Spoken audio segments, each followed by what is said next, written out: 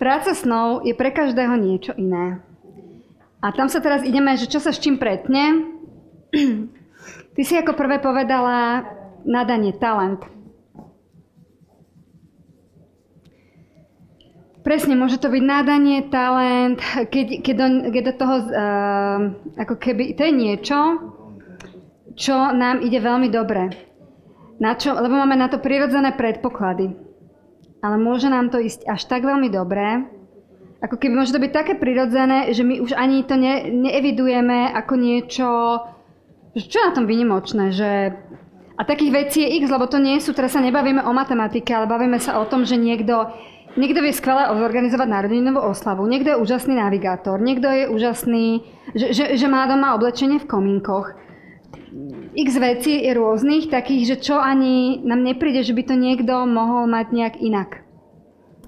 A čo teraz vás chcem poprosiť, aby ste si nakreslili znova krúžky. Takéto 3.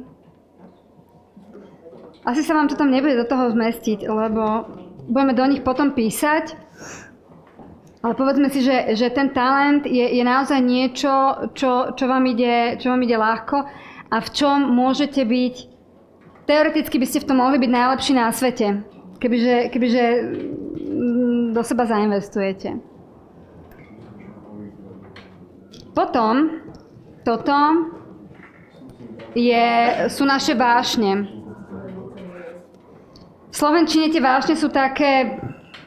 Ale v angličtine toto passion, to je tá energia srdca, to je to, že niečo nás veľmi baví, veľmi by sme to chceli robiť. Zanietenosť, to je také, že keď raz budem, ja neviem, proste bohatá, alebo mať veľa alebo staršia, alebo bez detí, alebo ja neviem čo, tak sa tomuto budem venovať. Raz, niekedy, alebo veľmi by som chcela, keby som, hej, to je tak, že potom to veľmi, veľmi túžim, ale neviem, či má to predpoklady, či má to čas, či má to peniaze, vek, vzdelanie a tak ďalej, ale že veľmi rada by som. A páči sa mi, keď to niekto robí a niekomu sa to podarí. Tieto dve veci si hovoria, čo by mohlo byť tuto. Čo myslíte?